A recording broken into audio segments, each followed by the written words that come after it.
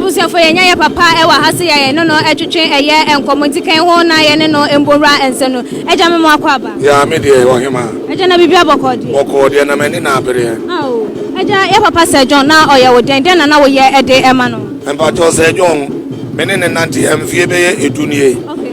na me na me ni chief driver okay na o tankers atana o be ye be ma the position enti me na me ni chief driver mene na nanti emfie edu enie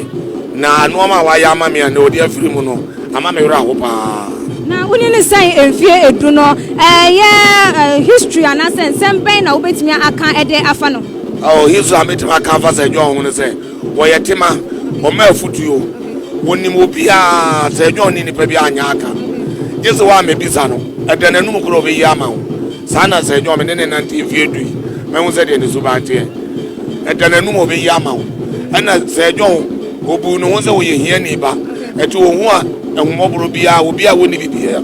Sir John wo mo kwan se kakra wo no woni ni bakoro chemie no nti ebra woti se wa firi mu no sen na wusifa ensem no sister enne ya me no wo kase yi firi se Sir John firi mu no bosumi du ba ko ni sister be da mintimi na chese de na wo ye ma me no me hu ni pa obetimi asi anan aye de na Sir John ye no edi ma me ene na driver fo nyina eti ye de yani dakuta moja mpa na sese woni we eden pa na ma driver mo na mu twi eye ne cars eden ma na sa mo ye na dwuma ye fo den na mo de be kai no sese de be kai no ye se asem ato no akoka kire Sir John Sir John say na atomi sister opportunity da obeka se da bi tina ho sikasem ko adia me ni problem me yiri yare Sir John de na chin sa hospital be no over no ko ye enende owo abefa Sir John ko na eja enu nti no waka ne nse we nyina afutu ana se nkranhye semben na wo de be ma ema ene yira woja wo mo ewo akire afutu amede be ma wo mo se omo makuru ye mra wo mo ntem Sir John de oye ye bia me je so ye lawyer enti oye will den ya ye be kenkan obi ade ewo mo no ne nsa be ka na mo mpa bo no mo nyina anya kuru ye na mo nkamo na sebe ya adua na Sir John tiate no korea na wo mo ntem no o mo san kamo sa ne abusia ene adwuma yefo ane adwuma nyina sa na me pe no okay eja ya beda wasi ebebe na ebusia for said ya papa ono ana ye chief driver ede ema ya papa Sir John ode ne nsem no etu edwa eno no yeto aso na ya papa Sir John na oye woden oye me fa ma de nyina me ma mi wi onesie ne ma me nua panyin ni wi onesie no o sa ma mi ska so me fa adwuma de ahura de wa busuan mo na ebra woti se wa wo ne sen na wo sifa eye ma me ma za mi hwe ya na sa Osma de nyina le me wa fa Sir John wa ye bia ma me pa me se me da kwa ta mo so ye wona ma mi ska me bi so ha ye mi ko wait ko fa ba de ba ye o ka jam se me ko pe school ma kula no bibia ona ya ma mi ona ya ma busuan nyina ti busuan die ya shura de kase pa shura de ya papa Sir John oti ase na otesen na oyo obi a ne bufu ntem na sen na no oti obetimi aka bibi kakra fa no wonya ni pa ne bufu ntem wonya ni pa kra ne bufu chese wodom obia woni manini ene oni obesia ni bia ne se eguso yebusua mu abusua de bia obehia no kwa bele ha obia se obia ya ne papa obia ya na eja obia ya na ese Sir John de mi hu de men kamfa ne ho je so waye bia ma ye ya sure de kase ya pa ya kwa bele ha ade na sese a woni he wode be kai no e wo wasetene dem de be kai ne se busua se ye ba e ka ma waya no yi sika no de ato se bem tingo wuye tin shirt ntman akobi fufuro na wuye akobia benya bi sika ye pe wode maye endo ofa de ade de be kai ne se dudu nyina aja ne ye ofa Sir John oyuko abusua ya shura de kase ye pa ya shura de kase mele maye mo bobra serious nyina o ne ofa Sir John wo ja me SDF sakra onu SDF ofa enu de menye shaden awachiche ewo nyame eho nyame ensha modin pa eyim na aha ene edu besi yeda wase pa besi me so me da ase pa nyame nhira mo Na ebusuafo ye to aso. Ba ma akwaba. Ya na. Bibia boko de. Bachoi. Na me pacho se John oye woden ya. Bachoi me nana. Onana eno no. Na onana ote ase ne sen na wosi etie se me na betimi aka ede afa no ho. Me nana de me ka se me kan se bebra em se ne monko. Ne oye de edosu na minim de me kan afa no ho a ebe ma wo se me onana na oye papa. Wo hwe de ekoso no bontin hasisi ara wa ututu wani hwa. Utimi se me nana no onye ni paketua. Ena ne timu nso enye de woni me bi ho. Enti ye fie de ya hwa de pa ya hwa de. Ye ni abusuani bia bia ma o se ye nana. Me fa ne se obeboa ye bia. Ye nana na ekro no. Enti ye nana ne de ye wiase nyina eno no. Enti ne metima ka fa me nana no. E pa mo te se wawo no sen na wo ho esi efa eye o. O e pra ye ti se wawo no. Emom de ya nteno asempa so be ne dai. Yes ya na esi na ye ti se wawo no. Ya mfa na ho kroso krai ya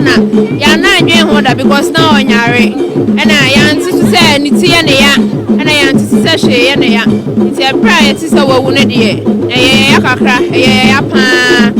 Na wanya wawie. Umfa untime nya ne hwe. Ai. Se woni we den pa na adititu be na o de be kai no.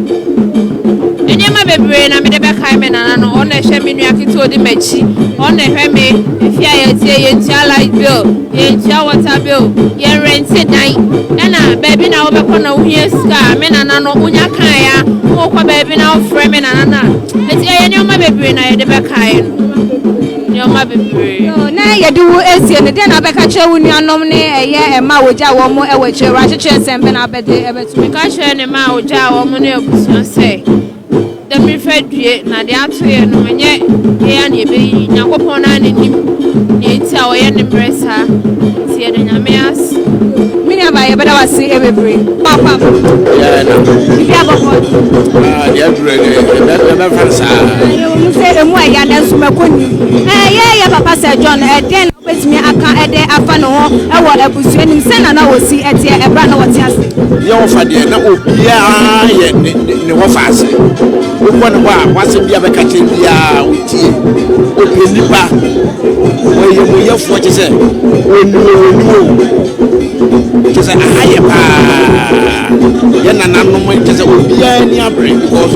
yo fa wo ye che se wo ye wo fa nkasa wo ye wo fa pa che se asem tuo obusa mo te sei na ebra wote se wo no se na wo si efa eye failed July ne die che se tie no che se ye esuro ebebe sabe no obia no abusa so obia ni ne ho so wo wana ye mwachi na se woni wonom no ede na mo de be kai no e wa busuam e na ne modern ba se na wo se na oye no ede na mo be gina so ja kai no e wa busuam o abusuam ne de ye wono ma pie de be kai no se ne kasa se de osi e kasa radio so se de osi penipa o ko je se o interview na o America kwase wo ma yekuru ya jiji yekuru mo ya fene ye be fene pa na eja ye di esie no ye den na ususu se abusuani no ususu se wo benya wo bia wo betimi esina na mu yo ende akanfo se adrebu a yebo si nyame na be yi bia maye se do yi ofa ma ni se nyame ma busuani nton kwan saada be yi nyame na be ye o se dire yi bia maye na ensemble na obeka de ache abusuafo ne ema woja wo mo ewachi o de make ache so bia fa ye wo nyakopon eni che ne wure no ye wuri ye nya gidie se bible se no me nka ko ni baso e de ni to ye ofa se wo fa ewu anya ye fa ni to nyakopon so e be ka abusia ye beda wasi bebre mama akwaba ya enua mi nua ba bibia boko de ya enye bibia boko sa de because eye yewura se jo ewu ama ni bre atoye pa no kre na ebra mote se ye papa se John wafru no sen na eye forestry commission for mo fa no esi ye pa so ye tie no invitation ni ndi ba tie ni ete se no kre na mo hwe ni nyoma pa ne modern ba wo bo ewo eye ekonu ma de na mo betimi aka ede afa no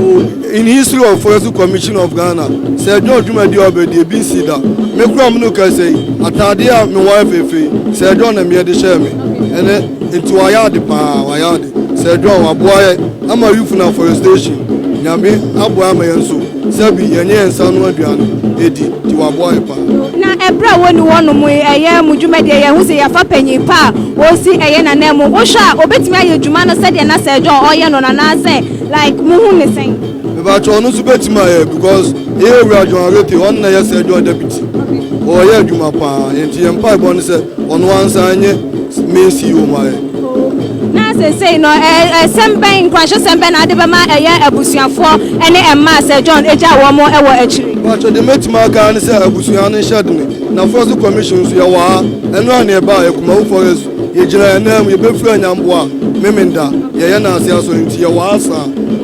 basa ye bia so ensi ye bonja mempa ye se wonti we mai ne kura ye wura se John achi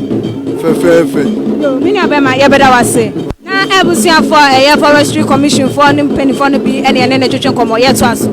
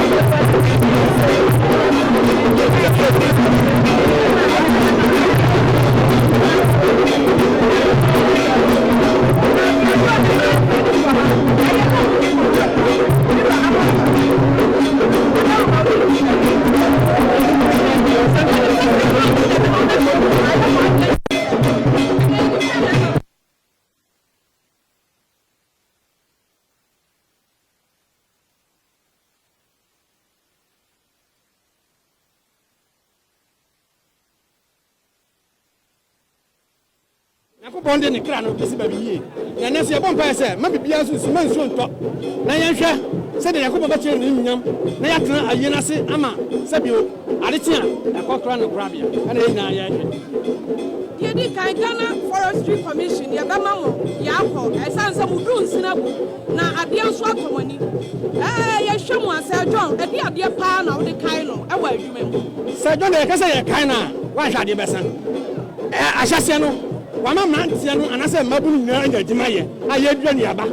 me se mi gina hai me kan ye se John ayama me a me ka se me kan nyina wa hwa de besan ye nyina be kan se John wa ye bia ma forest commission ana wa ye bi so ma MPP aban no ti ne betima kan no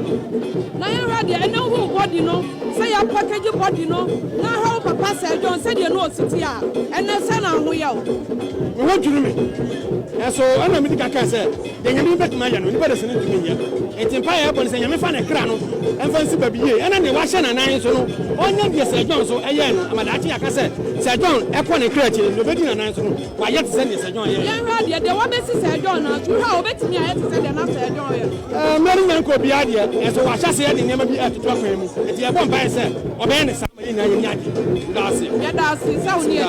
ebusia se John ebusuafo eye forestry commission for penifo na te se ye ne wo mo etwetwe nkomo wo mo de wo mo nsem no atu edwa eno no nti kan we de ekoso we ye na se nyina no ye de aba so mo nti mo ma moni endi achiri ebusuafo ye senya no wo fa se eba ko e wa ha se ya wo no so ye ne na etwetwe nkomo ti mu se wo fa se fo no wo mo edo so pa eye me ni aba me mo akwa bi aboko de no mame ye papa Sir John a wa free mu den abetimi aka ede afa no ho ebra na wote ase mo kwa le mkati me kana ho nsema ka le ba chinya san no ya ma ewusia dodon kwa no afu ti ye pen ti ye chika emi obi ye onu ana me ye wo no afu ti se do bi kon ge kuti ama edi ya okan ya yi na ebra motel se ye papa Sir John wato na nanom ewo ense do no sai na ebusia no mo fa ensem no esi efai wa ya nje ndi se yo fo bitime fiye mu sa ye se ya re akodo bi ya na anyi no se wa yi ti anyi anida fakme ne da ya ye hunu si anyi anida fiti last year besi ene mu hunu fu na mu hu se wawu anyi anida because me nim se mo fo bitime fiye mu sa ya mo wa anyi anyi se mo bitime fiye mu sa na abra what else and no ma pen or yama yes akra wonyo constituency oh never pee no yama sakra or one bro for one on whatever nasi bi oni bia o pass no finance kwa dia o ba bua so on no bro for o bua obi bia no bua bia say say woni wo ya den na wo de be kai no pa oh dem le kai na do ya o yama ga na manyina na le kai mo fa yi pa eni abusia na ye di ese no nkwansho sembe na de be ma eyire ne ema woja wo mo ewachi ye me nkwansho mo wan say on shedding na me na be hwe yenso yen shedding